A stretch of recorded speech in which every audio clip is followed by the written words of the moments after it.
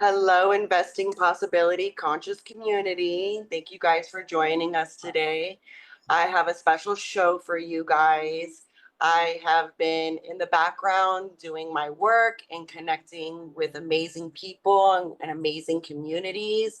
And I want to share with you guys today an amazing mentor of mine who has helped enlighten me on this journey.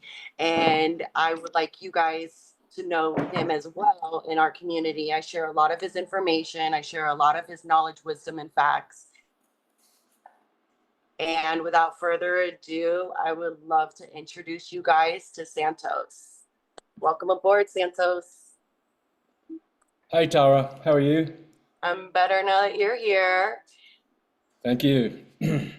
Well, I just want to, let the community know that, I've shared a lot of information with them about the information that you've shared with your community and what you've shared online.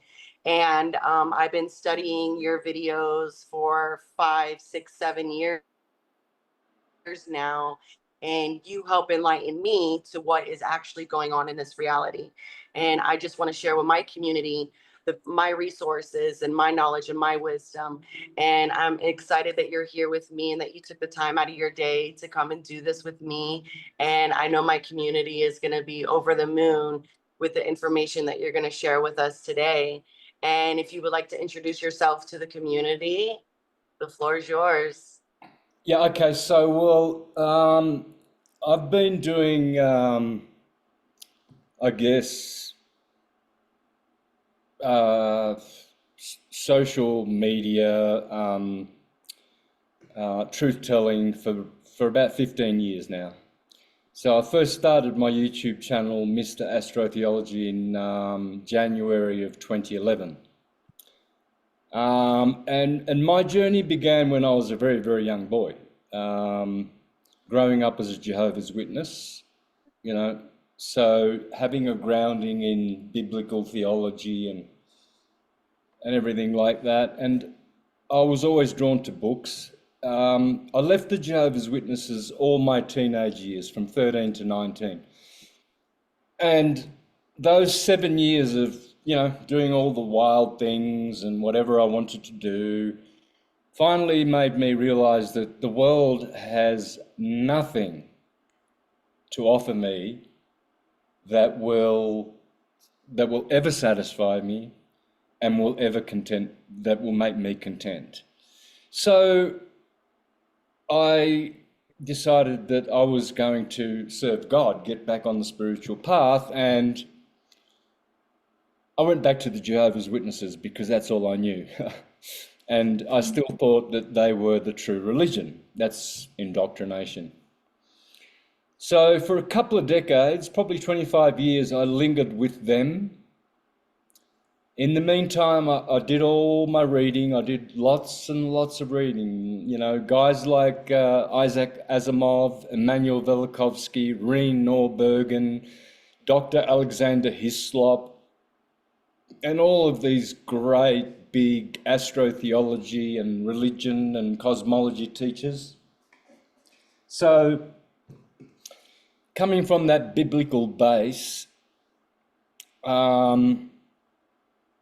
I guess I was always going to be drawn to cosmology, and myths and the nature of things and reality and what is it, and who are we and how did we get here and where are we going? So the answers that corporate Christian religions give you are pretty basic. They're pretty much what everyone says. Oh, we're here to serve God and be good, and then we'll get all these credits and we'll go to heaven. But if you're naughty, you go to hell and everything like that. Well, that's half true. There's truth in that, but it's not so simple. And I realized with all my comparative studies that when I researched what the Mayans taught, the Egyptians, the Babylonians, the Persians, the Indians, and reading their books, I saw clearly through them that they were basically just the same book. They're not, they're different, yes. It's like a Toyota's different to a Mazda, but they still run on fossil fuels, hydrocarbons.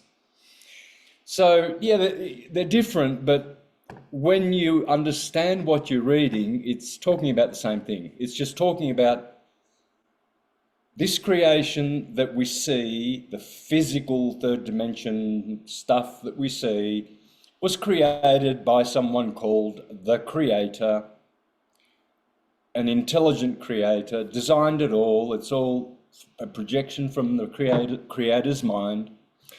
And I realized that the Bible doesn't have just one God in it.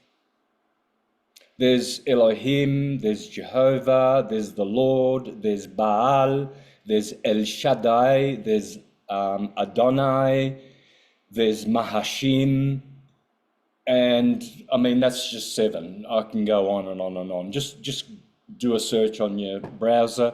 How many gods are the gods of the Bible? And you'll see there's probably about 600 of them. There's just not one. Because why? Well, because these gods are showing us the source creator via their archonic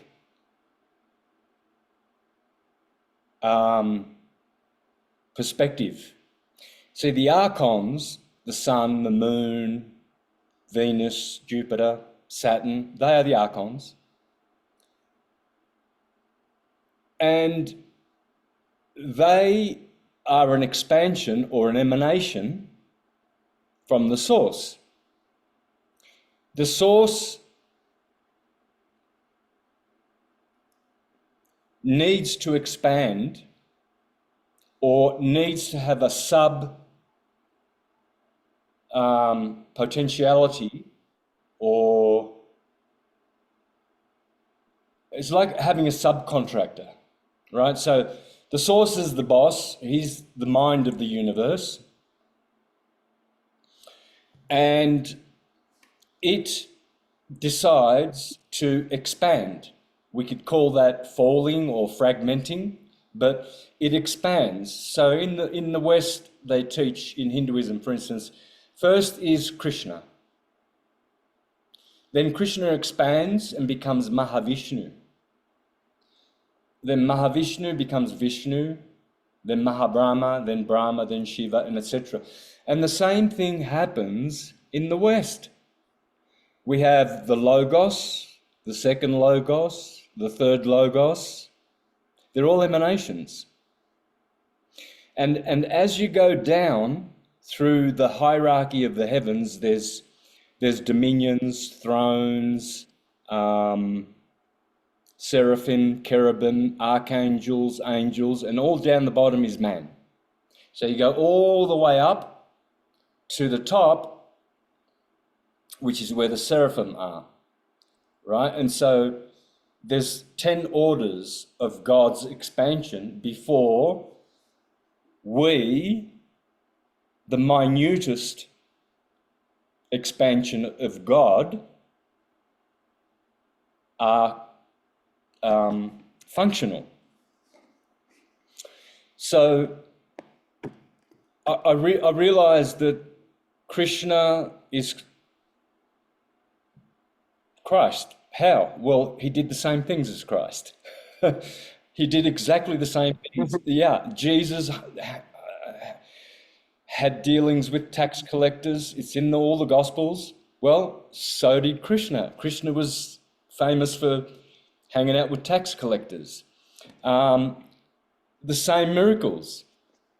In fact, he also had 12 followers. People don't know this, but in fact, in the true doctrine, Krishna had his 12.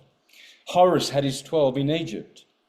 Mithras in Zoroastrian or Mithraic religion, 12 disciples.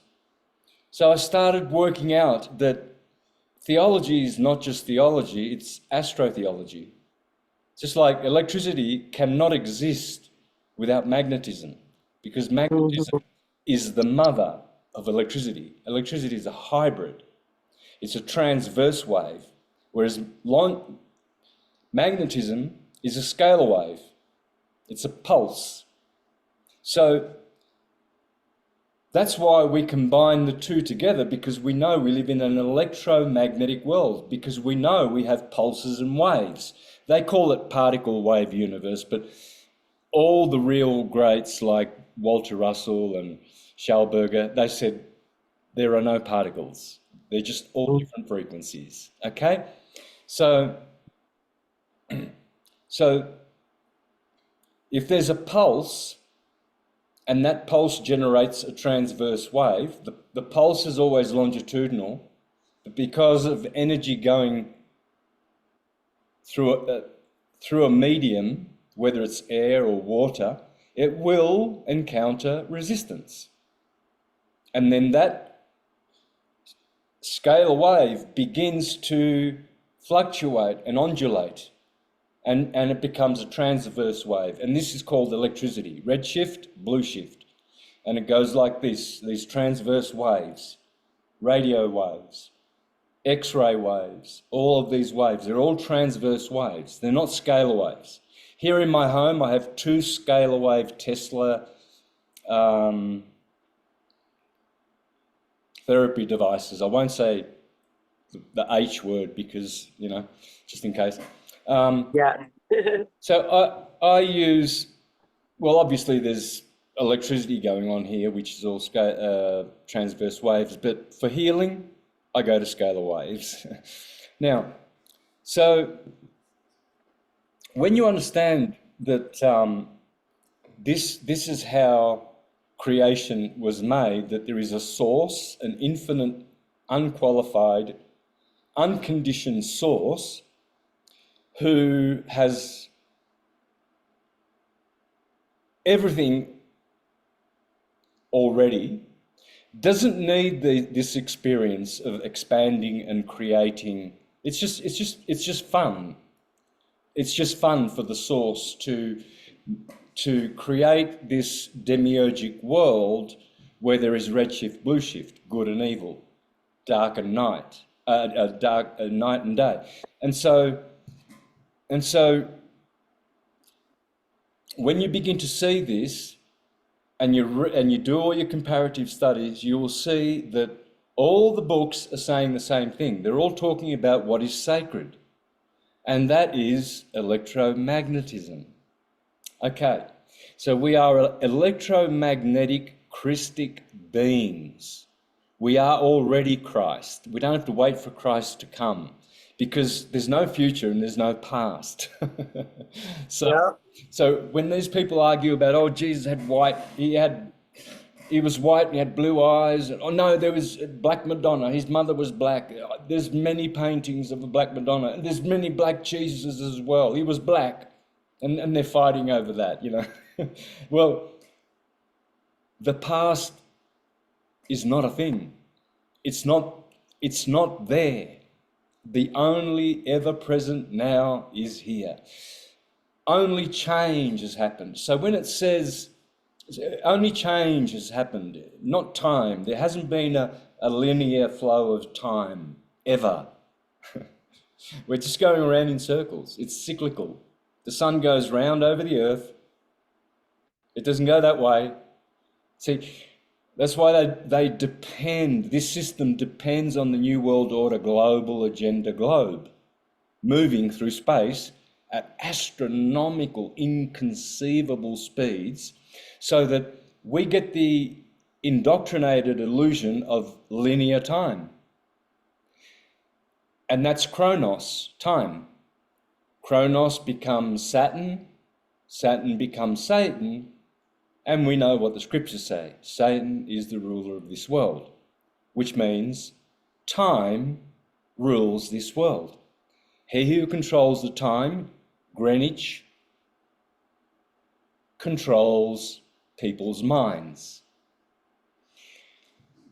Get to work on time. Money is time. Time is money, right? They're always connected to each other. Making money and time are always, get the job done on time, otherwise you won't get the pay. If you've got a contract and you're going to finish that building in 9 months, if it's 9 months and 3 days, you miss out on your bonuses. Time, time, time. Everybody, oh, will I make my rent on time? Everybody's afraid of this boogeyman time, Exactly. right? Now, how they enslaved us into this is the masters of time. You know the guys at the Vatican who have the biggest sundial in the world? Right in their square. Well, that's a time teller. It's sundial. Why are they showing you that they've got the best clock in the world right in front of the biggest people trafficking, people harvesting institution on earth, the Vatican? Yep. Because you see, when they give you a ticket, the policeman says, well, you got a court date, January the 1st, you got to go to court. You see, time. Now you're thinking, oh no, I've got to go to court in 6 months, you know. But what is January the 1st? And whose calendar are we going by? Well, the controllers, of course.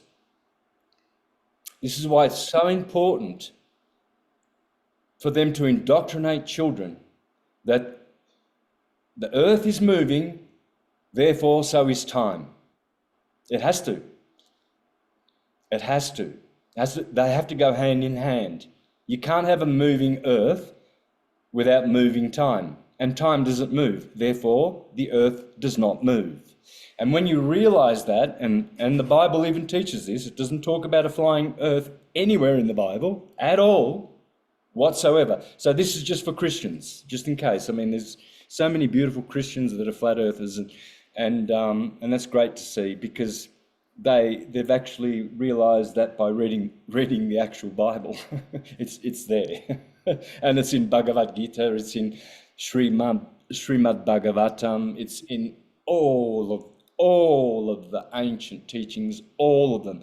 And the reason being was because in those Tartarian days, before the parasites infested our plane, everybody was in the present. There was a magnetic grid. All the temples had their bells.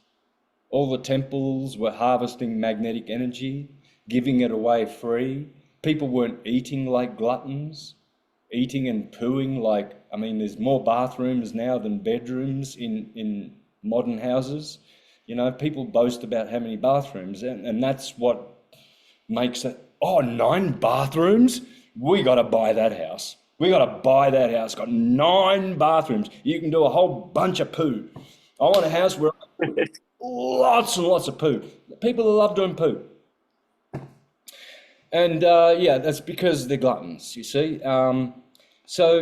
But I'm just trying to put a bit of humour in what is really a situation where we realise that we've been enslaved by the masters of time. This is why all these boss type peoples, politicians, police, they all tell you that they work for who? Who do they work for? They work for the Vatican. Mm-hmm. Yeah, but they have another name starting with C. The Crown. Crown, yeah. Yeah, the police British work. Crown. In Australia, the police work for the Crown. We're in debt to the Crown. The politicians work for the Crown. That's Chronos. Time. They've given us a calendar which is linear. Jesus came 2,000 years ago over that way, which doesn't freaking exist, and he's coming back in that direction, which is the future, because the past has to be that way. So we got to wait for him to come and fix our problem and wipe our dirty bottoms, because we can't save ourselves. We need an external saviour. We're not good enough. So the creator doesn't know how to make autonomous entities awakened in their consciousness to be able to activate their body vehicle to become Christ-like and to know all things? Is that what they're trying to tell us in the religions, that we're just worms and sinners and guilty and shameful, and we need this saviour who came, no proof, 2,000 years ago, not a shred of proof in any single book in history? Oh yes, they will tell you Josephus, Suetonius, Pliny the Younger and Tacitus. That's our 4 historical references that Christ was actually real. Well, I've read their books. They don't say anything at all about a historical Jesus Christ at all whatsoever. So if that's their 4, their big 4, oh yes, we've got Suetonius, Tacitus, Pliny the Younger, or Pliny the Older, I don't remember which one, maybe the father or the son, doesn't matter, it was Pliny, and Tacitus. They don't say diddly squat about historical Jesus. So apart from that then, what do you have? Nothing but a calendar which is called Anno Domini. But it's also called the Julian calendar. And then 1,500 years later, The Julian calendar. Yeah.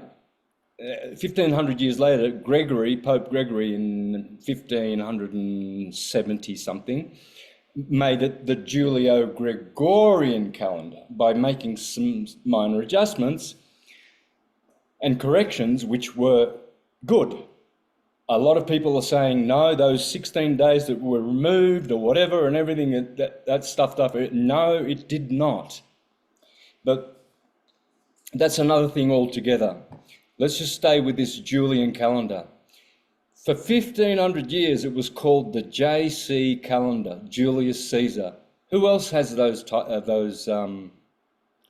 Initials, Jesus Christ. Yeah. Well, since Julius Caesar, if he ever was a historical person, because history is just a big freaking lie. Anyway, so if he did make this calendar, and it's been called up until today the JC calendar or the Julio-Gregorian calendar, and it's also called Anno Domini, which means the year of the Lord Jesus, JC and JC. And by the way, if you think I'm just talking out of my backside, anyone listening, just go to a guy called, a scholar in Italy called Francesco Carrotta. Francesco Carrotta. And he will prove to you how Julius Caesar is in fact Jesus Christ. And the Romans pulled a switcheroony on us because they first convinced us that time is linear. So we can't go back in time to prove and verify if there was a Jesus because it doesn't exist. All these people who say, oh, I went back 1,500 years, I saw Jesus, he was born and in a manger. These people are talking out of their stupidity. These poor people. Of course you're going to see things. It's like dreams, nightmares, visions. Now, so you can see anything, but doesn't mean it's real. So because they put us on this linear calendar, now we're so far removed. I mean, why didn't he just save us 2,000 years ago? I mean, no, wait, hang around and do some stuff, build some houses and be happy, learn, live the Christian life, and one day I'm going to come back and save you. I'll do that as a favour. I died for you, for your sins. Geez, I was good at doing that, wasn't I? I was a great bloke. Came down to heaven. I was with God right next to his throne, but I wanted to come down to earth so I could do wee and farts and poo and wipe my bum. I wanted to know what it was like to wipe my bum. All humans are doing it. Up in heaven, you don't get to wipe your bum.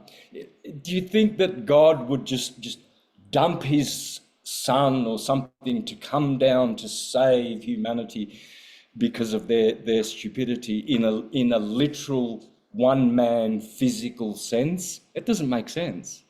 It just, the whole concept of God's Son coming down to be a man to die for our sins, which we don't have. We are perfect. We are Perfect in God's image. perfect in God's image. If we are made in God's image, then we're perfect. Simple. So we don't need to go to the pedophile pastors to pay them and donate to their church, and so they can drive Rolls Royces and have $1 million mansions all around the earth, which they all do. All the Jehovah's Witnesses, the Mormon leadership, they're all filthy rich pedophiles. Yeah. And that's all they do. And they harvest and traffic people. You should see, when I was a Jehovah's Witness, I could see all the perverted older men looking at the little children and going, I could see them at the you know, we'd have gatherings and meetups and things, and even at church, at the meetings, you would just see them. You'd see them sort of, I saw it all the time. Men, unlike women, if they like something, you know, they look and they turn around, don't they? Women have got eyes in the back of their head. They don't have to. They can be checking out a hunky guy behind them by looking in that direction. They know what he's doing. Men have to go like this. Wow, she's gorgeous. She's hot. They've got to look at it, you know. So this is the weakness of man, and I saw it all the time in church.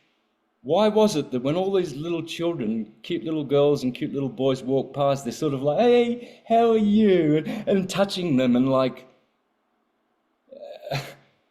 To harvest their energy, because they knew that the children under 7 years old are divinely protected, and that they have all this energy, and that's why they go after the children and harvest their energy, because they have God's source frequency code, because they're the closest to God.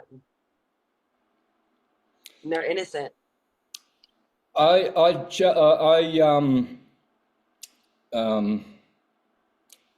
put a proposition to all people listening. Go to a church, pick a church in your local neighbourhood, Baptist, whatever, and have a look at the men and the women. Have a look at the creeps in there. Have a look at their eyes, just the pastors especially, and listen to how they speak. Disingenuous, unauthentic, very predictable, very scripted, very, very according to the Mormon teaching. Why, like, if you get caught drinking coffee as a Mormon, that's it, you're going to hell. All right, so if Christians are saying that Christ is the Saviour, which he is, and you've got to go to church, which church? Which 501c3 church? Now, please, everyone, pay attention. 501c3 is a registration that all the churches supposedly have to sign up to be able to get tax benefits. Therefore, they are NGOs. Therefore, NGOs have to do what the New World Order or the UN tells them what to do. So when you go to a pastor, you are learning Christianity according to the UN. Not according to God's Holy Spirit, which is already telling you what the truth is if you meditate and pray and read the scriptures and keep avoiding churches. Churches are covens of witches. This is where demons hang out, more perverted than the ones that hang out in bars. Yeah, where alcohol is served. They're all there. Why are they there at the churches? To influence the ones who are inclined to be sexually perverted, because it's a great place to, you know, have a bunch of kids come innocently to serve God. Their reason for being nice to the little children and touching them and fondling them is because Jesus was kind to the little children. He said, don't stop the children from coming to me. Unless you are like a child, you will not enter God's kingdom. So that's their excuse for tickling them and Smelling them. smelling them and yeah, something is really, and every single 501c3 church, including the Jehovah's Witnesses, have thousands, not tens, not hundreds, thousands of suits of pedophilia, abuse, and every church right now, every church is being processed through courts all around the world, all of them, because they just can't get away with it anymore. It's just too rampant. It's just a pedophile club. They're just pedophile clubs. They're not Christians. You and I are Christian because we love Christ, and we're not pedophiles, and we're not on podiums talking shit. Yep. You see all those big pastors with their private jets, and mostly around Oklahoma, Missouri, the Midwest, where the Bible Belt, where they got all these gullible, dumbed down people who just don't know whether they're Arthur or Martha, don't know how to read the scriptures. Just rely. I remember when I was a Jehovah's Witness, just rely on the Watchtower and Tract Society's publications. Do not read the Mormon book. Do not read the Hindu book. They're all from the devil. If you want to be saved, you read only literature from the Watchtower. I call it the Watch Out. The Watchtower magazine. I call it the Watch Out magazine. And then they used to have a magazine called Awake, the Watchtower and Awake. And they came together. And I don't know how, in 20 years, I don't know how many Watchtower and Awakes I've shared with people at their doors. Millions. And I call it Asleep. So the Watch Out and the Asleep magazines. That's their two magazines. And they say, if you read the Watchtower and the Awake, you will always stay in the light of Jehovah's new teachings. Because Jehovah apparently has always got this new light. See, their doctrines have been changing over the last 150 years since they've been a thing, time and time again. And while I was in there for 3 or 4 decades or whatever, I saw those doctrinal changes and I thought, I'm not buying this, man. I'm not buying it. The Bible is the Bible. You interpret it 20 years ago, you interpreted it in such a way and said it was doctrine, and whoever didn't accept it as doctrine was disfellowshipped.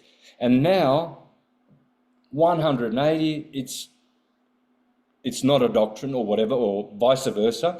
And now you don't get disfellowship for believing that. And they've done this thousands and thousands of times. I remember when I was 12 years old, 1975, the end of the world was.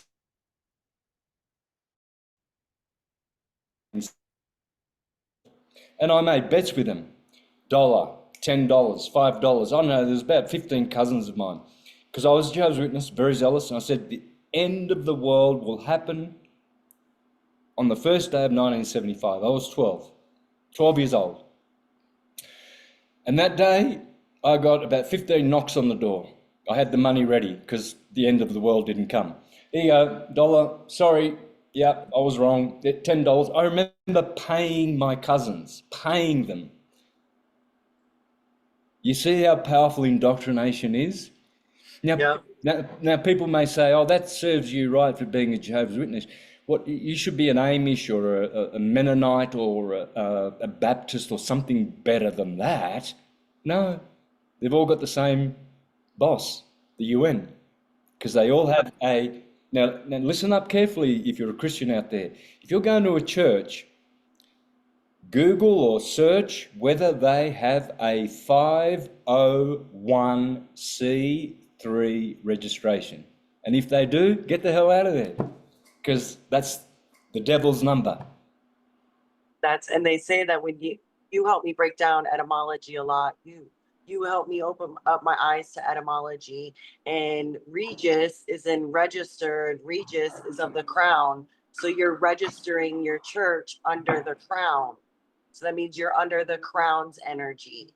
So, and I talk about the ecclesiastical trust. I talk about the emissary trust. And those trusts we don't register because those are the private trusts. We don't, sovereign beings don't have to register to the crown, don't have to pay taxes because taxes are voluntary. And, this is what I share with my community, the difference between the 501c3. If they're pushing the 501c3, like me and Santos highly suggest, run, because those churches are registered under the crown. Those churches are under tax numbers, they're under tax codes. And that's what we're trying to help you guys open up your eyes to see the difference between a 504, 508, 509, and ecclesiastical and emissary trusts. And, this is how to, save our generations and our generations to come. And, this, I've set up this, I've done 9 shows already. And I've broken down equity, I've broken down basic trust knowledge. I've broken down, astrotheology. I've broken down etymology for the community and for them to help open up their eyes, because we are trapped in legalese, right? They have us trapped Yeah. in under a spell because these are spelling words, and these spells we are under, and we are now waking up and becoming aware. Now we know that these words mean something else, that these, like when you register a birth certificate, you are abandoning your God-given rights for privileges.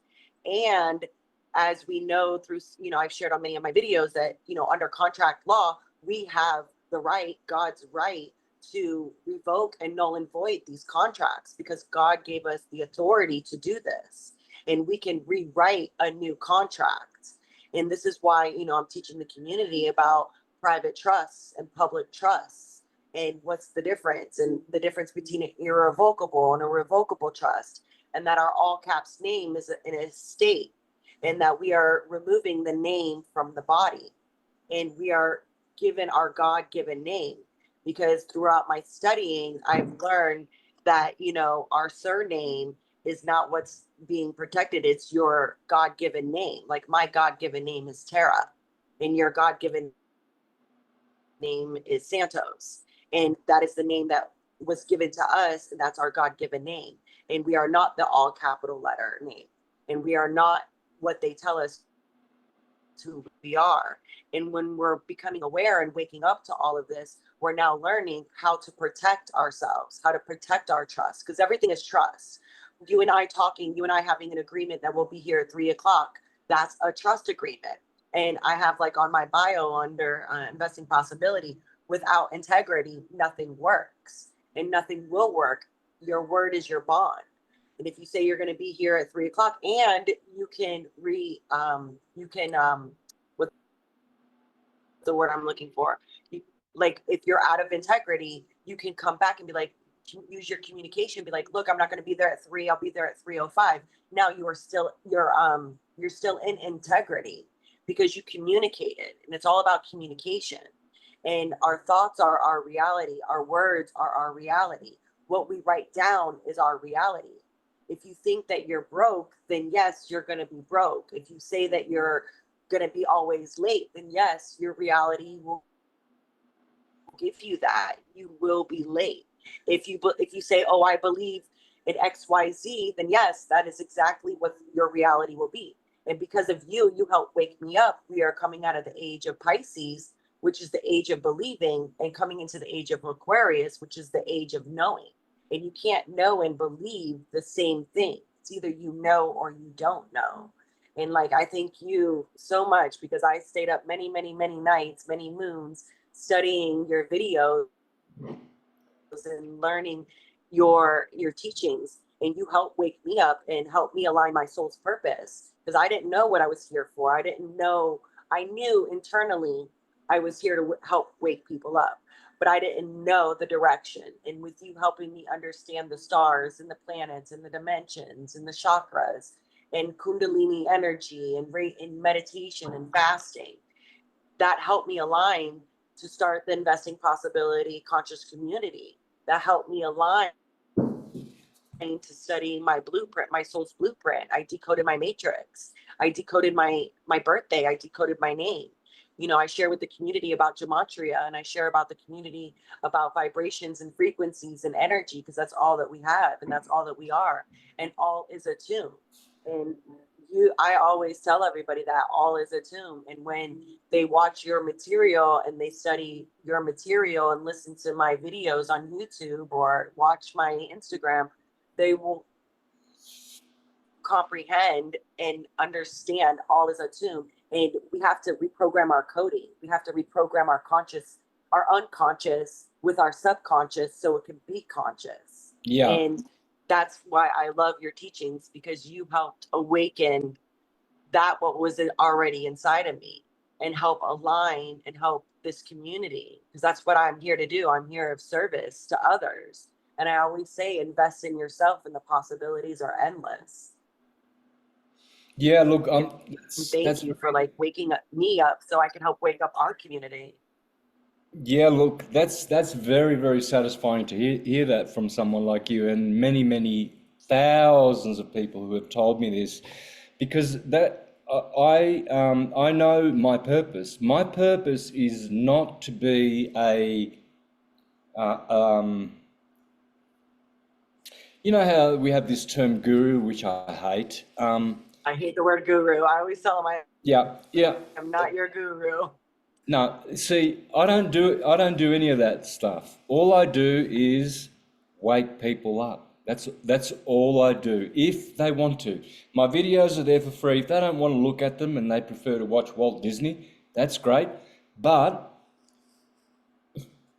my intention, I'm not the person to do the follow-up work. I'm the waker-upperer. Yeah. There are people who are closer to guru status than me that are doing the finishing off bits. There are great people. There are great people showing people how to, do breath work and things like. I do that too, but I don't linger too much in there. My content is mostly to give people simple, common sense, obvious truths that you can see with your own eyes. The knowledge is there. It's not mine. I didn't make it up. It's just there. You just got to know how to find it, and wake them up. That's all I want to do, because I don't want to see how good that wakening up has made them be, or whatever.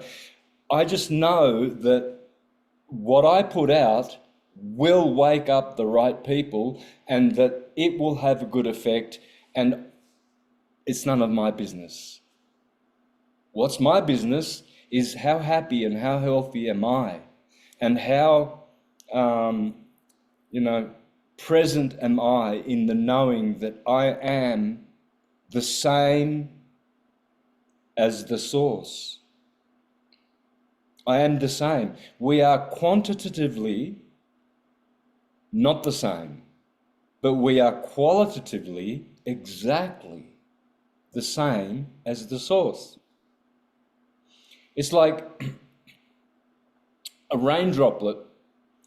Its quantity is not the same as the ocean, but its quality is. It's water. Water is in the ocean, and water is in a droplet of rain. So this is how we go back to that expansion and emanation teaching from the East and the West. In the West, the Neoplatonics and the Hermetists call it the emanations of God.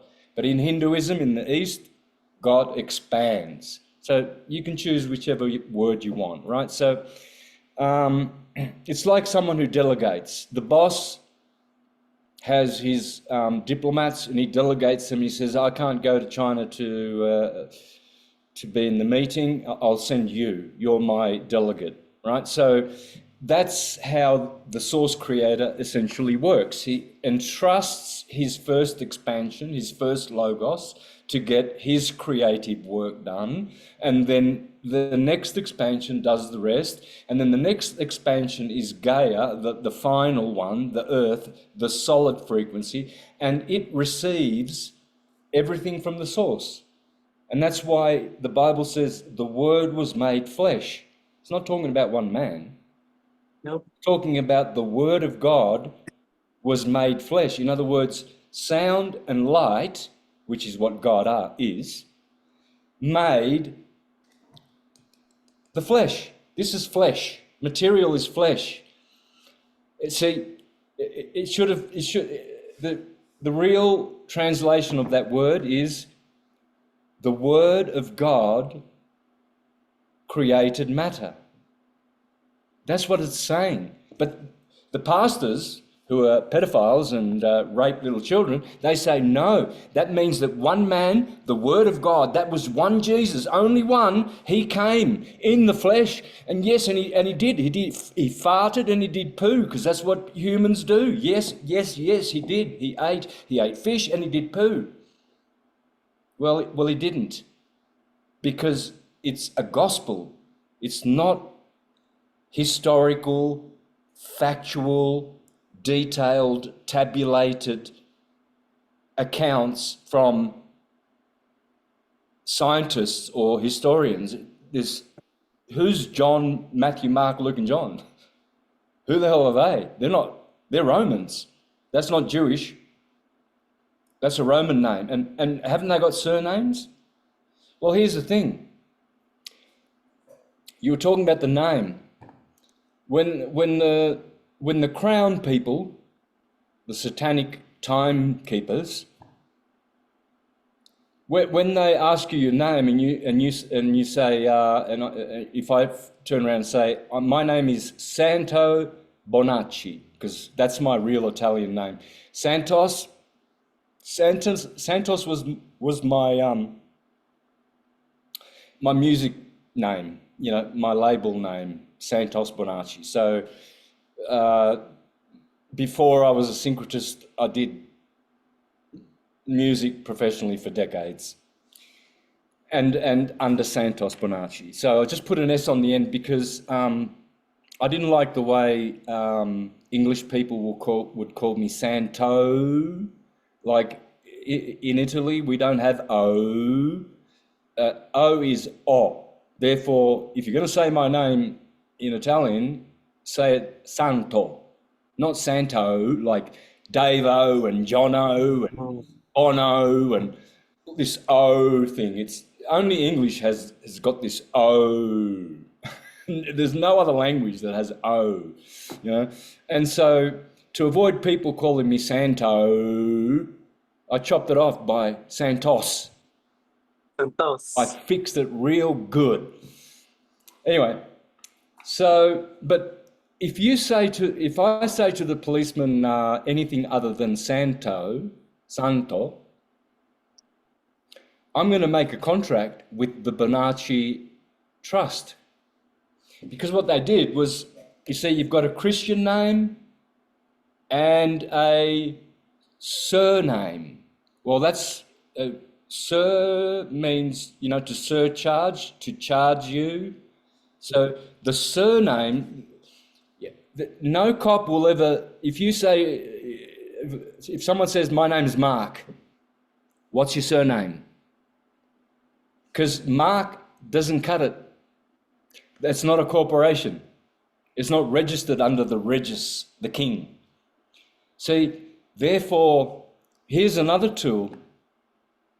Before you even engage with a contract with a policeman, you can just say, I don't answer questions. I don't answer questions. I don't answer questions. Why don't you answer questions? I don't answer questions. You see, eventually they're going to ask you, why don't you answer questions? And you're going to get tricked in saying, because last time I did, I ended up in jail. Well, now you're in a contract. Just answer the question. You just answered a question. So you must stick with that line. I don't answer questions. What's the time? All right. Good. you don't answer questions, we have no authority over you, because once you answer a question, we can bring you to jail. The You're in moment you answer court. their question, you never, ever, You're ever, in ever, court ever, when ever. you're in on the side of the street. Hey? Exactly. You're in court right when you're on the side of the street. You're literally in court right there. And then they're trying to tell you, oh, you got to go to a court. That means you got to go to the administrator. No, you're literally in court. That's why they say anything you say can be will used against you in court. You're in court right then and there the minute you start interacting with the police, the policy pushers, because they are under regulation for policies and statutes. Yeah, so that's the first step. Don't get into a contract, right? Don't create joinder. See, what they're doing is they're trying to join you to their copyrighted version of you, which is only a paper version. And in my case, that is called Santos Bonacci.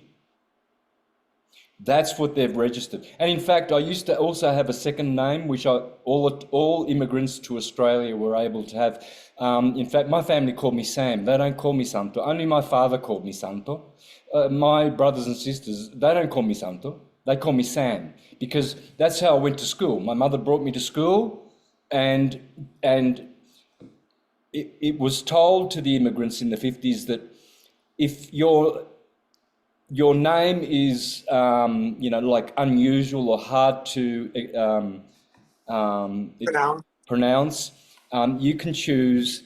All immigrants had this ability to choose a name that was comfortable in that country. So all the Santos, all my cousins that are Santos back in Australia, they're all Sam.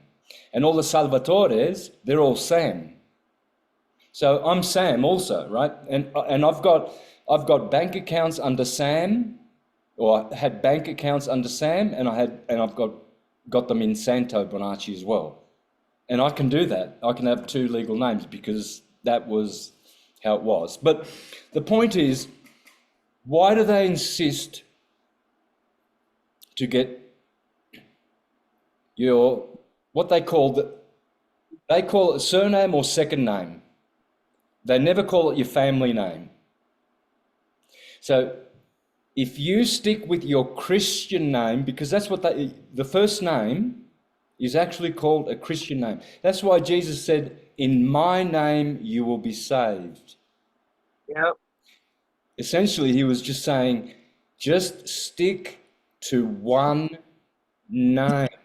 When someone else at the hospital or a government tells you that you have to have a surname, which is registered with the king and has a trust associated with it, the S1E10 Triple Crown Trust, then, and you admit to being that person by saying, yeah, I'm Santos Bonacci, and there's my my license, you're gone. Yep. But if you want to avoid that, you can avoid that by just saying, I don't answer questions, blah, blah, blah, I don't answer questions. Here's what they're going to do. This is how clever they are. Okay, so you don't answer questions. Fine, on your way, Mr. Bonacci, have a good day. And then they'll come back, hey, by the way, this car, has it got a V8 in it or a six-cylinder? And you say, it's a six-cylinder. Bang, he's going to grab you and rip you out of that freaking car because you just answered his questions. And that makes you under their jurisdiction. Yeah, and you pretended or you claimed to understand that question. So since you understood the question and you replied, contract, you're gone.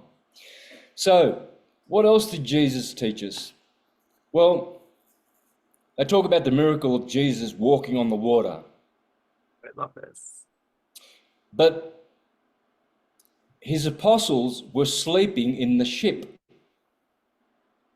Now, he's walking on the water, and his friends are sleeping in the ship, and there's a storm going on. So that's the stormy world, and the waters are the maritime law of the Vatican. And Jesus stands on top of those waters. He came to teach us to be not only a priest, but a king. Well, he didn't come.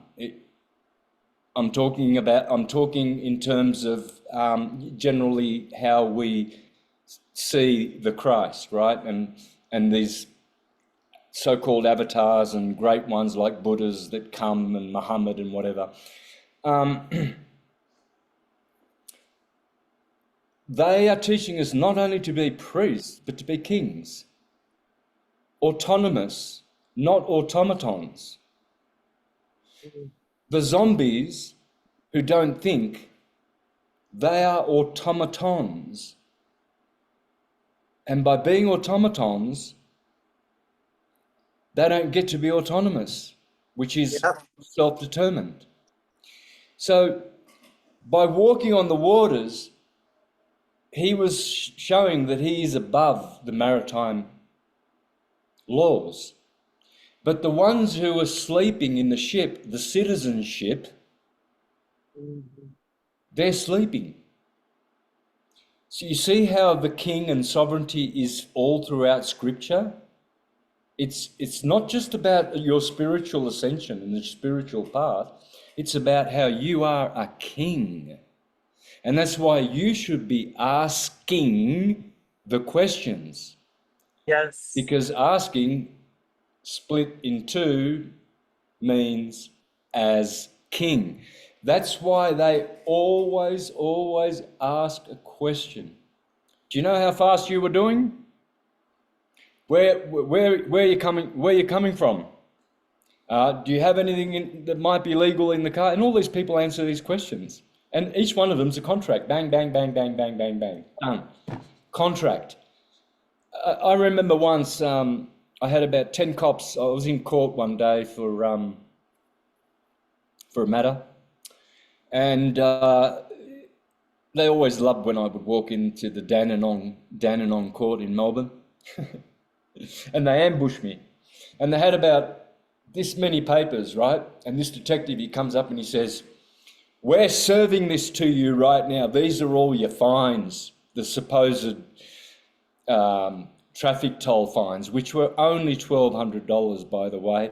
They inflated it to 140,000 with all their extra fees, and then they got all the major newspapers in Australia to write a story about me, to call me a toll dodger, and I've dodged $140,000 of tolls."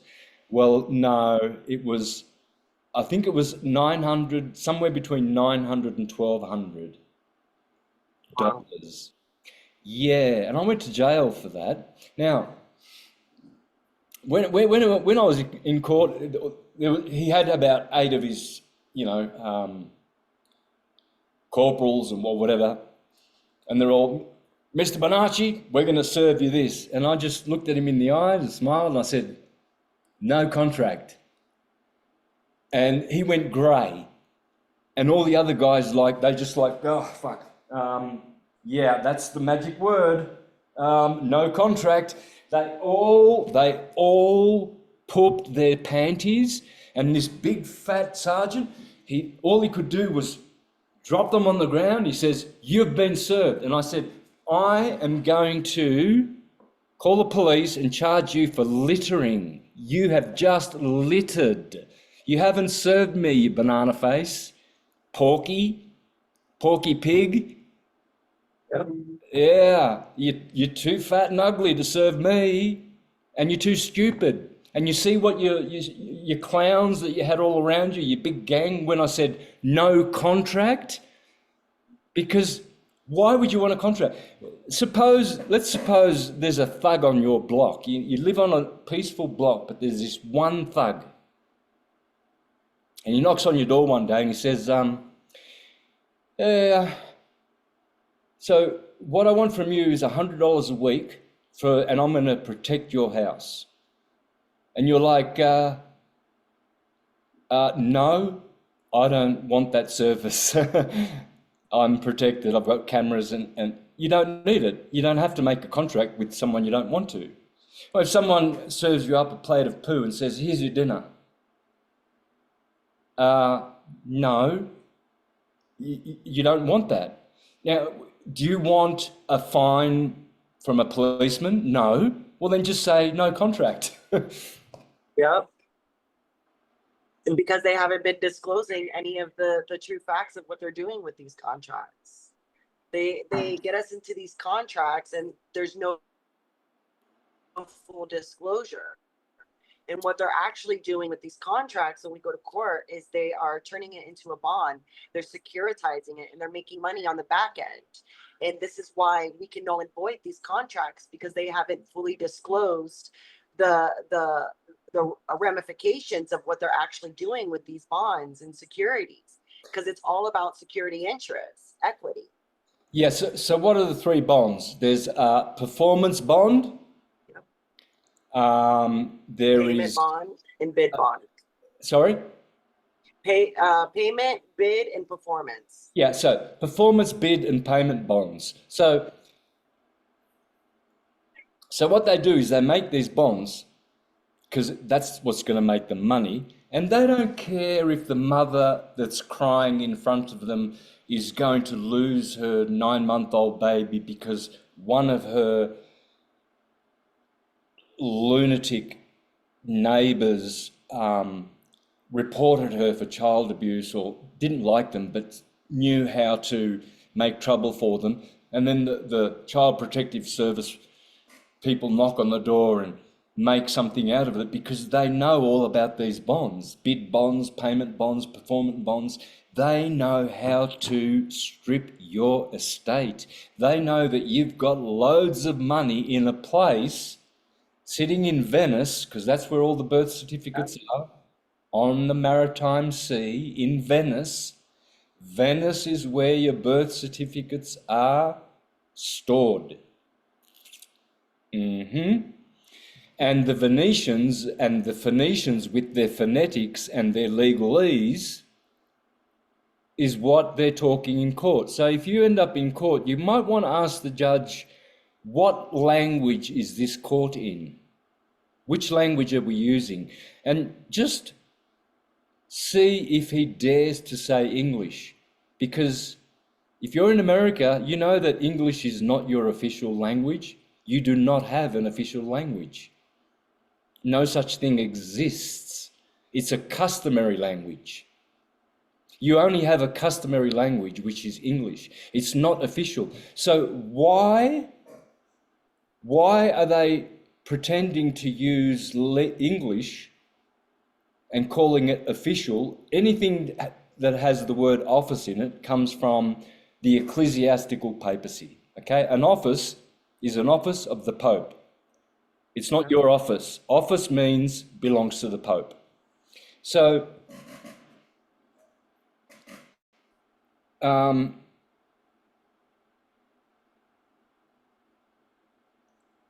where was I going? You were saying about how the bid bonds, how they securitize it in the office of the Pope, official language. Yeah, language. Okay, so what we get taught in school is not English. It's a register of English.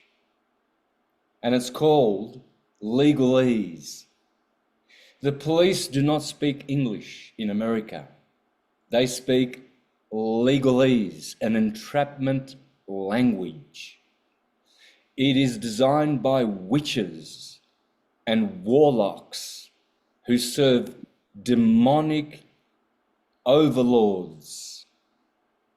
And then in payment to their lords for stealing our money, the children of God, they have to give children in sacrifice. That's why blood sacrifices are happening all the time throughout the world. Children go missing, 800,000 in the US every year.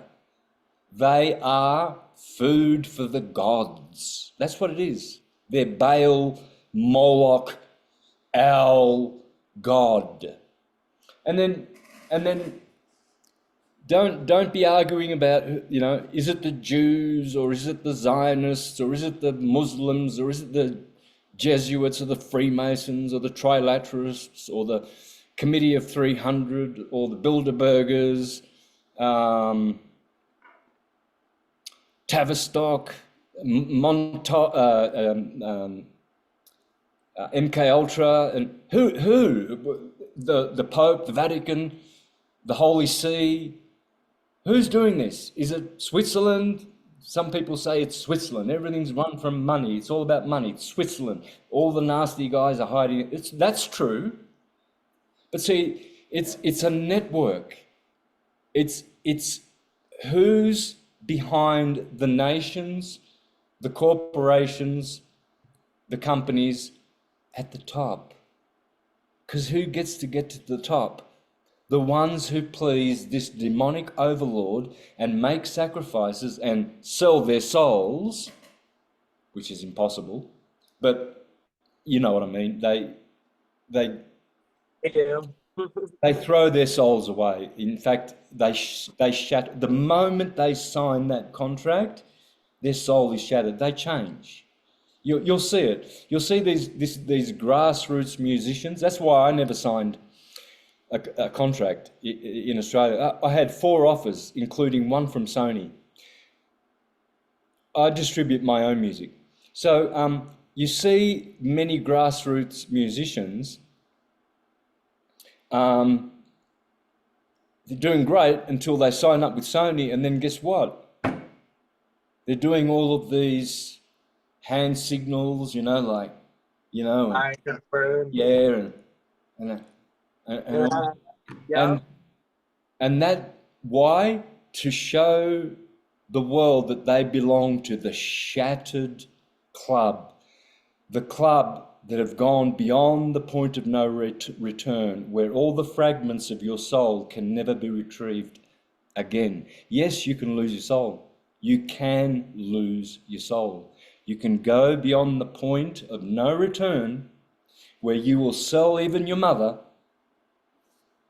and where you will never be forgiven. That is a truth. That is not an opinion. There are people who think that everything will be forgiven, everything will be pure, everyone's whatever. No. Every action has a consequence. Every action has a consequence. So, and the consequences are, you see, there's no literal place called hell or heaven. No such thing exists. The universe is in you, in your atom. In fact, that atom is in your heart. There's a special atom in your heart which never, all the atoms in your body get replaced as you change through what we call time, which doesn't exist. But you're changing, right, as you get older, right? But there's one atom, it's called the Christ atom. And that atom there, it never gets replaced. And that is where the universe is. And some people lose that atom. It just, the silver cord, which is talked about in Ecclesiastes and in many scriptures, which ties us to the source. We have a silver cord, it gets cut off. And then they start doing their signs, and their the hidden hand and all of these goofy, ugly looking, stupid things. These people are so possessed with all kinds of legions of demons and entities and fragmented souls and ghosts and insect consciousness and parasitic consciousness. They're infested. You can see it. That's why you'll never see a good-looking politician. Never in the history of history. There has never, ever been a good-looking politician. They're all stone, motherless, ugly as dog shit. Why is that? Because they're demon liars. And if you disagree, please send me a photo of a good-looking politician because I've never seen one. I'm 62. I've been around. I've never seen one either. And trust me, as the It veil has doesn't. been lifted, we could see them for who they are. And now, as we're awakening, the veil is thin or it's not there, and we can see them for who they are. That's what I'm here to do, to expose the truth and expose the lies with the truth, because all we have is knowledge, wisdom, and facts. And if it doesn't align with that, then you're out of alignment. And that's what I'm here to wake everybody up and to see it is for what it is. Yeah, yeah. There's so much in the scriptures as well, which are pointing to us to not participate with this world. Why did Jesus say, give unto Caesar what is Caesar's? He didn't say, yeah, pay your taxes. No, he hated the tax collectors. He knew that they were just criminals that got out of jail and are working for Rome, and they've got a little badge and they say, hey, I'm with the Roman Empire, and you Jews, you need to pay 10% to me. That, Usury. yeah, Usury. yeah, yeah. Romans, you can't go doing that, and that's what Rome's all about. Rome conquers the whole world, and all roads lead to Rome. So all the money and all the royalties and all the commissions and taxes, it all goes to Rome. That's why it looks like it's got a lot of gold at the Vatican and ivory and freaking the best buildings in the world because they steal your money. It's a pimpocracy. We live, see, people say oligarchy, democracy, republic, and all these forms of government. I'll tell you what we live under. It's called a pimpocracy. That is what we have. We have pimps pimping out the slave farm and making more homeless people and more homeless people. BlackRock buying all the homes, Vanguard buying all the property, Bill Gates buying property, and then shoving them into these cities, frying their brains with all these transverse waves and energy like that. Whereas we used to just live in the bush and grow cabbages and watermelons, and no one used to bother us. So who's so interested in getting this new world order together anyway? Who is it? Is it Klaus Schwab? Is it Klaus?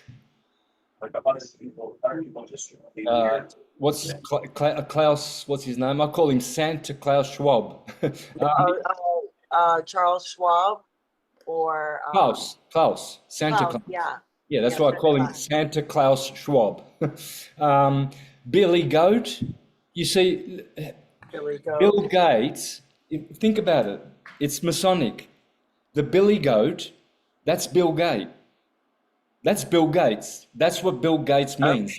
Billy Goat, the mascot of the Masons. The ones who control all the pharmaceutical industry.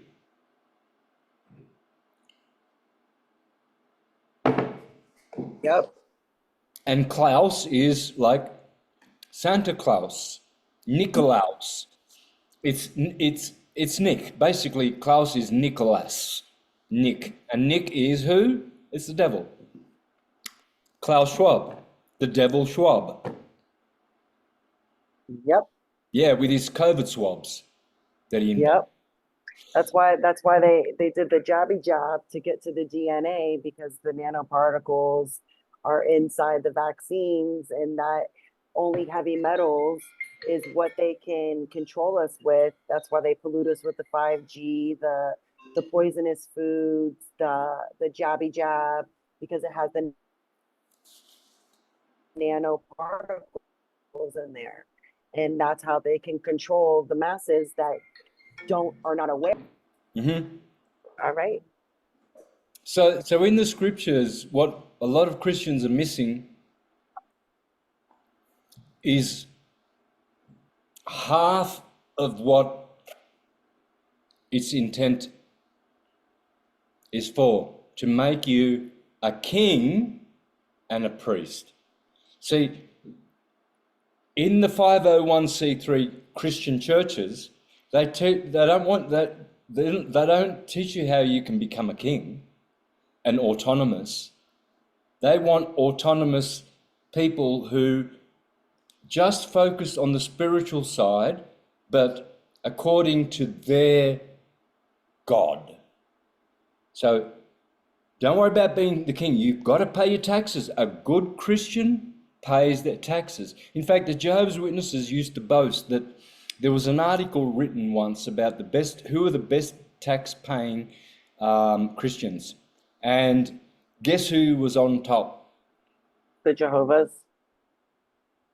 Yeah. That means they're good followers. Yeah, so I wasn't taught, hey, the pastor there's no authenticity in them because they're just reading a script. They're not there to say, hey, you know the governments are evil. You know that the Apostle Peter says we will obey God rather than men. We know that Jesus said you are in the world but be no part of the world. Well, why don't we separate ourselves from this evil world by detaching ourselves and paying taxes to them or having contracts with the government because it's from the devil? So why are they in bed with the government?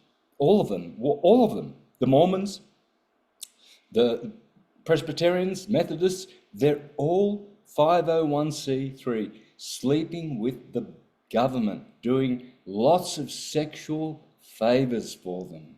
And that's why it's called the harlot of Babylon the Great. And she has sex with all the nations. The harlot is the Vatican, the Holy See, and the Roman Curia, those three corporations. And they have sex with all and any who are seduced by them. The Jezebel demonic spirit. Yeah, the great harlot of Babylon. And so all of that, how to be a king, you see, that's why when the Israelites wanted a king, Jehovah said, no, if you should get a king, then you will have to join the king's army and you'll have to pay the king's taxes. I'm your king. I'm God. You don't need a king. No, we want a king. All right, King Saul. There you go. There's your king. But King Saul now is, I'm not your boss no more and you're not a king because I made you a king already, like me. You're in my image. But you want someone in between to protect you. You don't trust me. All right, well, have your king. And that's what people want. They want their monarchies. They want their kings. They want their dictators. They want their rulers, brave and courageous. Well, I'm brave and courageous, and I know how to fix all the world's problems. I can fix the world's problems in one day. With what I know, in one day. All of the world's problems will disappear in one day if everyone paid attention to what I know. And this is what I would do to implement it. I would get people like you, there's a lot of great guys out there who are great truthers. Dollar Vigilante, he's one of my favorite. Dr. Shiva, he's another one of my favorite. They've got movements. They've already got thousands of people who are anarchists, autonomous, and I would this is what I'd do, right? So let's say hypothetically, God says, all right, Santos, you think you can fix the world in one day. Well, I'll give you a crack at it, right? Well, I won't do it personally. I'd be calling Jeff at Dollar Vigilante, Dr. Shiva, Dr. Ardis, all these people that have already got these truth communities. I'd get the medbed people. Then I'd get the people who are politically inclined, who know things about politics, but who have good hearts. Because I don't. I don't have politics, right? People who know the law, to teach people how the law really works, really, right? and that I would get I know all the right people already to have, like, let's say I'm a president like Donald Trump. He appoints people. I would, if God gave me this great opportunity one day, right? I know everyone to call, all the people, and I'd put a word out on social media, and we would get those people, and those people will teach all of humanity how to be autonomous, self-determined, healthy, peaceful. Everyone has a beautiful home.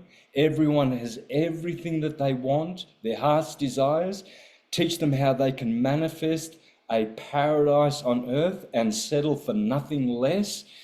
Teach them how to not compromise with contracts and answering people's stupid questions, especially the police's stupid questions, right? Just to create joinder with you so that they can get those bonds, those triple bonds, payment, performance, and bid.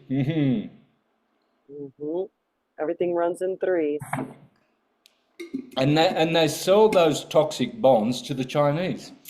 So the Chinese own all the Australian bonds, pretty much. The Chinese bought all that shit. It's toxic. It's got no value. So that's how I knew, and I exposed it 15 years ago on Australian TV. They were stupid enough to come out to interview me. You gave them a piece of your mind, and they got it. I mean, I saw the interview. that was the best setup I ever could made, right? They came out, you see the smiles on their face with their big camera, and I, in 15 minutes, taught the whole world, all of Australia, how the fuck to get out of this shithole slavery, debt burden, poverty, poisonous food system. In one day we can do it. In one day, and we will do it. We will do it. And I know I'm gonna get that opportunity. I'm gonna get that opportunity because I am the universe. The universe is in me, and I'm not liking what I see out there, and I'm gonna change it. I'm with you. Me and my community are with you, and I know a whole bunch of people, and I'm connecting with content creators, other content creators, and we're gonna get their communities to wake up to this.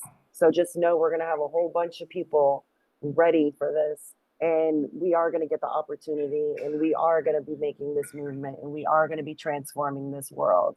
It from their negative low frequency to high vibration enlightened beings that are autonomous and that can self-govern themselves. You know, I teach my community, once you get this power, you are going to govern yourself accordingly, because you will have the power to do so. And we will be transforming our communities and humanity for that matter, and future generations to come. Yeah, that's how powerful we are, and I know how powerful I am, enough to say this. All you parasite, soulless, demon, slave, master, disgusting, degenerate vermin, go away, and you lose. You will not win. You mofos, you will lose. You've already lost. Okay? We are more powerful than you, and we are coming for you. And there will be nooses, and there will be guillotines, and there will be electric chairs waiting for you, because that's what you deserve. What goes around comes around. I concur. How many little children have these elite eaten of our babies? How many have they stolen from mothers in the hospitals saying that, you know, it's got some special disease and we've got to incubate it and put it away from you, and all of a sudden that's baby's gone, just died, disappears. That baby was harvested. That was harvested for all these corporations like Nestle and Lay, chips and everything to put human DNA and cannibalize the world in all of the junk food, in all of the shops. That's why I never go to shops for food. And I never go, I eat only in this house. I do not eat in any other place other than my house. That's why I'm healthy. Yeah, I love that. Yeah. So I was going somewhere else as well with that other that other thought, but I forget what it was. But nonetheless, so we there is sufficient awakening, and I believe we've passed critical mass, because even people that I thought would never ever wake up and get out of the sleeping citizenship, they're waking up, you know. And by the way, another thing too, remember the Apostle Peter, he came out, he woke up because there was a storm, it says in the Gospel of John. And there was a storm, and he gets up and he sees the Lord walking on water. And he says, Lord, how is it that you can walk on water? And Jesus says, you can too, if you have faith. And Peter, of course, being the Aries action superhero, he jumps on that water and he starts walking and he's going, yeah, man, I can walk on water too. And then all of a sudden he starts sinking. And he swims back to the boat and gets back on the boat, and Jesus says, you need a lot more faith than that. Mm-hmm. What was he teaching? You see, when you wake up out of the citizenship of maritime slavery, you try to be free. You try skipping over the waters like you're supposed to, but you don't have enough, I guess, aspiration, willpower.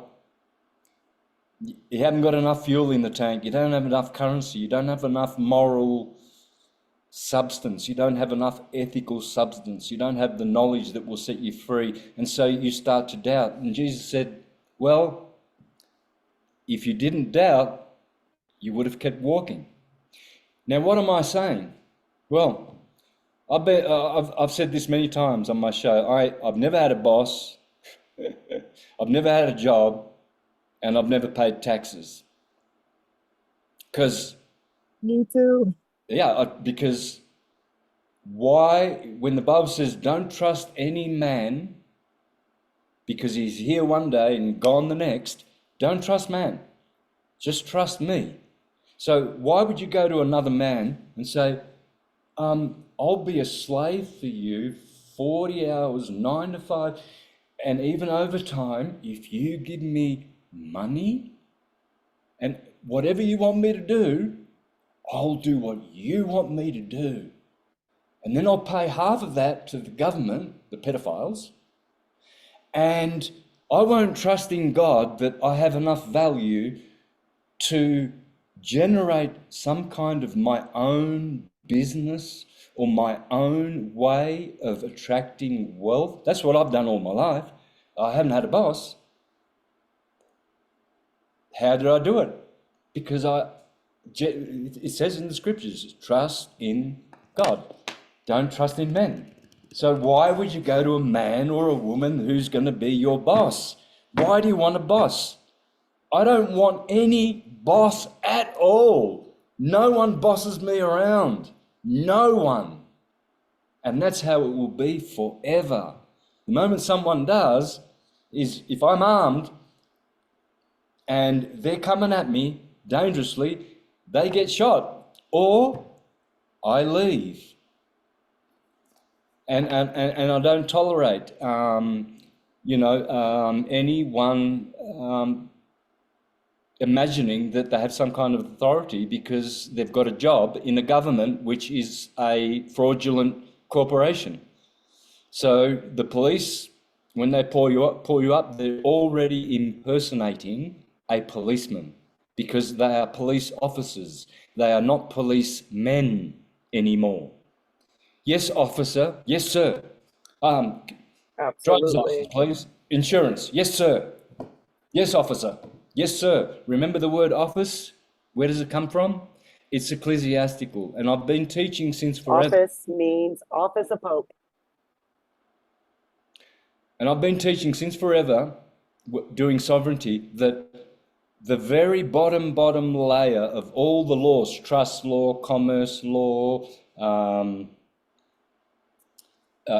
commercial law, contract law, is ecclesiastical. It's all ecclesiastical. When you go to the judge, he is the one who is hearing your case in Inquisition.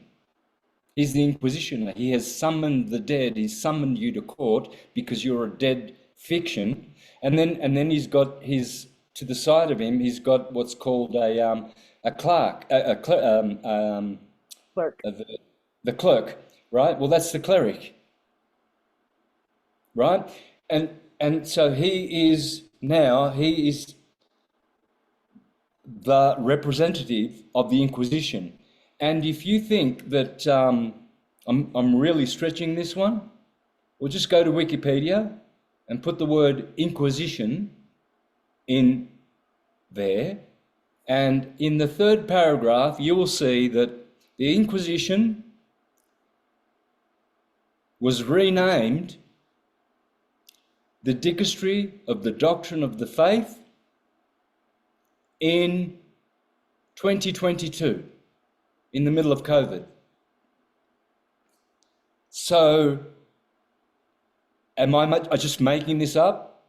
No, it's in Wikipedia that the Inquisition changed its name 3 years ago, and before that, in 1962, a year before I was born, they changed their name in 1962, and then before that, in 1908, they changed their name. And you'll read that if you just go to Wikipedia and put Inquisition, and then go down and read, and you'll see that the Inquisition has always been around, and now it's called the Dicastery of the Doctrine of the Faith.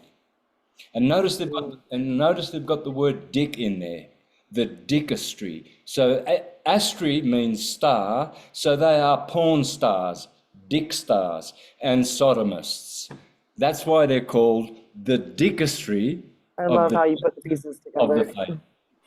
I Yeah, love how you connect the dots. Like yeah, when you break it down like that, it just all clicks. And you break down the etymology. When I was in school, I learned about, the dashology means the study of, and like you just said, the ISTRY means star, history means star, yeah, and I just love how you connect the dots with etymology, and it just makes sense. And we're under a spell, and it's time that we decode this spell and break the spell and wake the masses up. And waking the masses up is also waking ourselves up. And sharing this information and knowledge is helping others wake up from this. And yeah, that's why I love what I do. Like, I'll never have a job. I'll never get a job. I'll never work for the man. I don't even pay taxes. I don't. I don't. And I've always had a career. Like, I'm a massage therapist. Like, I've always worked with my hands. I do energy work. God has always provided for me, no matter what. And no matter what, God is always, you know, I share a lot of knowledge with people. So no matter what the work of my labor, I will always bear God's fruit, and God will always provide for me.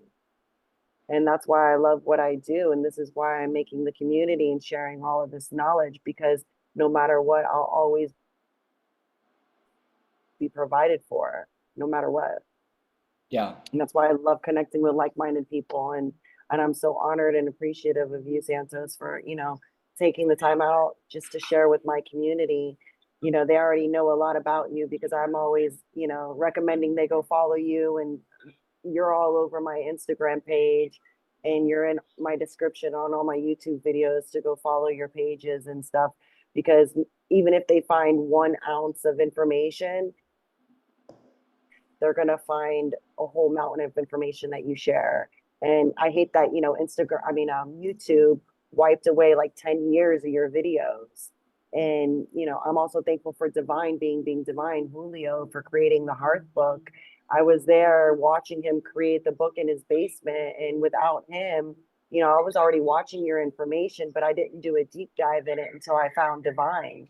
And Divine made the Hearth book. And I'm so honored and grateful for him because he put everything that you, I remember in one video, you said, if I'm talking, you need to be writing down what I'm saying. And that's one thing I wish I would have done, was write down everything. And then I found Divine, and Divine literally took all the thoughts out of my head and created a book. And I'm like, that's exactly what was in my head. When you started talking about the Taurus field and all is attuned, like it helped connect so many dots, and it helped me see this reality for what it is. Yes. And, we are going to transform this world, and we are going to connect the communities, because community to me is come unite. And this is how I gather my community. And it's not for everyone, and that's okay. And hopefully the NPCs will wake up one day, and, God willing, the parasites leave them and they wake up and see with their own eyes and hear with their own ears that what we're doing is transforming this world. And either you get on the Noah's Ark or you drown in the storm. So I love that you took the time out for today to share with my community and to share with me. And this is just the beginning between us. And I guarantee you that they're going to want more of you. My community is definitely going to want more of you. And I thank you guys. I thank you wholly for just, appearing and, taking the time out just to have a conversation with me. I've been excited since you told me yes, that you wanted to come on the show and, do this with me. And I've been telling the community ever since, like, I can't wait till you guys get a piece of what I've been studying for many, many years. And, because you helped wake me up, which helped my family out, my future generation, which is helping the community that I'm creating. And, I have a Telegram group. A lot of people are joining that. I already have over 2,500 views on my YouTube channel. I don't care about the analytics. It's just, I care about, people actually getting the message. And even if I'm just helping one person, that's enough for me, because my family is going to be taken care of. My community is going to be taken care of. Anybody that listens to me, I decoded my matrix and I decoded my birth chart, and I learned that my voice resonates with people. I learned that my knowledge that I acquire, my resources, my community that I acquire, I'm here to be a conduit of this message, and I wouldn't have it any other way. And I appreciate you wholly, Santos, for being here with us today. Lovely. Thank you. I appreciate what you're doing as well. It's great. Do you have any last words you want to mention to the community? I'm going to go ahead and wrap up this call with you, and I'll hit end recording, and then we can chat a little bit afterwards, because I know you got some stuff to go on with you today. But do you have any last words for the community? Just to keep your chin up and stay strong. Know that the earth is not moving, hence we are in the ever present. Don't worry about tomorrow and don't regret the past. It didn't happen. Or just make it not happen if you still think it happened. If you're still carrying 30-year-old wounds, well then just get rid of them. Be done with them. Gone. Finish, because it's in the past, which means it doesn't exist. But you're still remembering and carrying that stuff. Don't be waiting for luck to come in the future. And I'm not saying don't aspire to be something or don't have aspirations, but don't buy into the future. Just stay in the present now, because that's where you are. You're not in tomorrow, and you're not in yesterday. You're in today. All right. So that if you think about that, you'll appreciate more how important what I just said is. You meditate on it. I thank you, Santos. I just want to end this with the community. And I thank you guys for watching, being here with us present now. And I love you guys wholly. I thank you guys for sending in donations. I thanks for the comments. I thank for the encouragement. Join the Telegram group, leave a comment, like, subscribe, and definitely share this with like-minded people. Share this with the community that you guys are creating. Share this with your family members. And I will see you guys on the next time. Thank you guys. Bye.